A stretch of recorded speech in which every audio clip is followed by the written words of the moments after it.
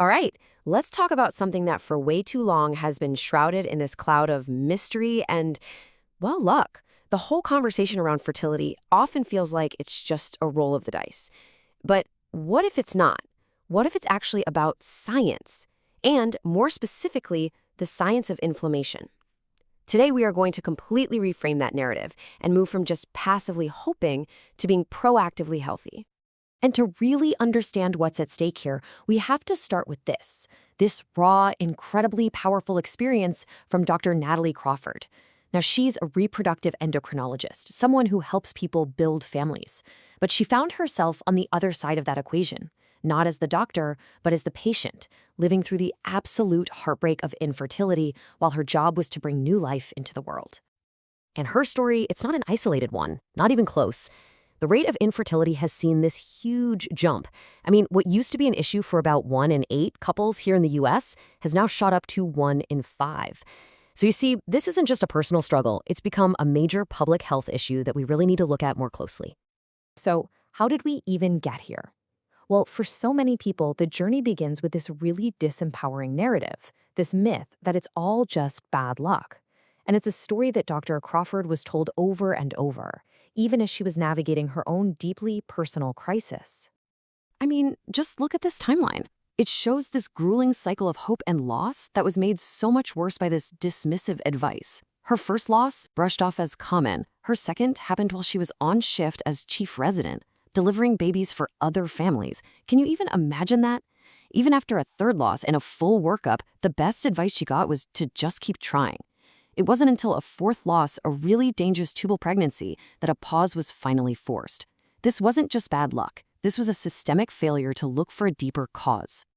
And this right here was the turning point. Dr. Crawford, a fertility doctor herself, just refused to accept that her body was some kind of black box governed by random chance. And that frustration, it became the fuel for a brand new investigation, not just for her own sake, but for every patient she would see in the future. So she shifted gears. She went from being the patient back to being the doctor, but this time with a totally new mission: find the why. She started diving deep into the research, looking for any possible connection, any factor at all that could be influencing these outcomes.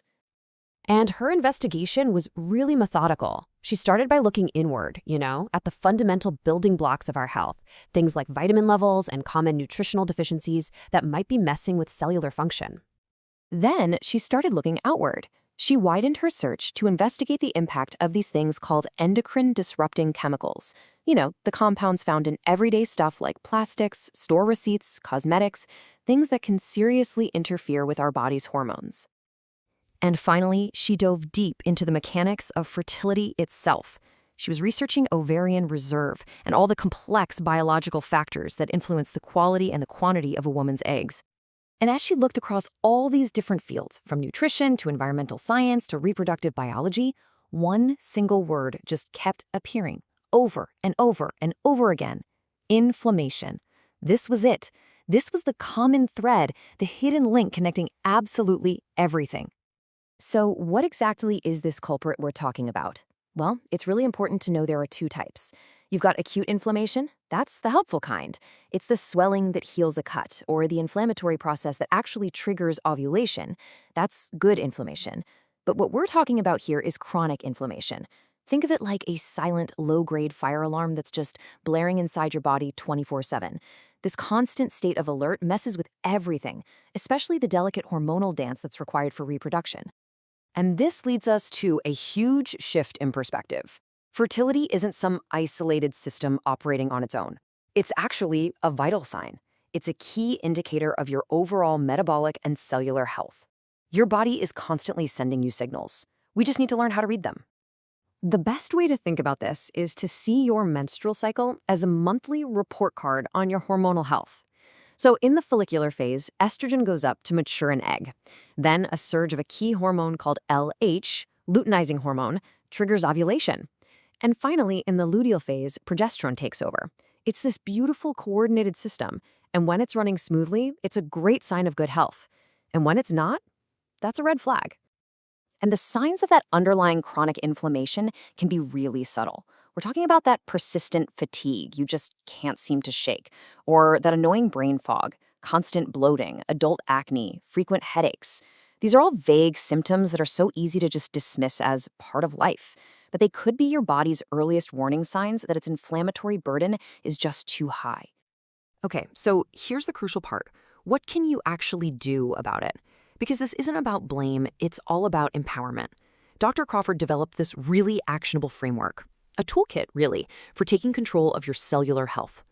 And she calls these the 5 non-negotiables. These are the core pillars for directly tackling chronic inflammation: getting quality sleep, actively managing your stress, incorporating regular movement, adopting an anti-inflammatory diet, and reducing your exposure to environmental toxins.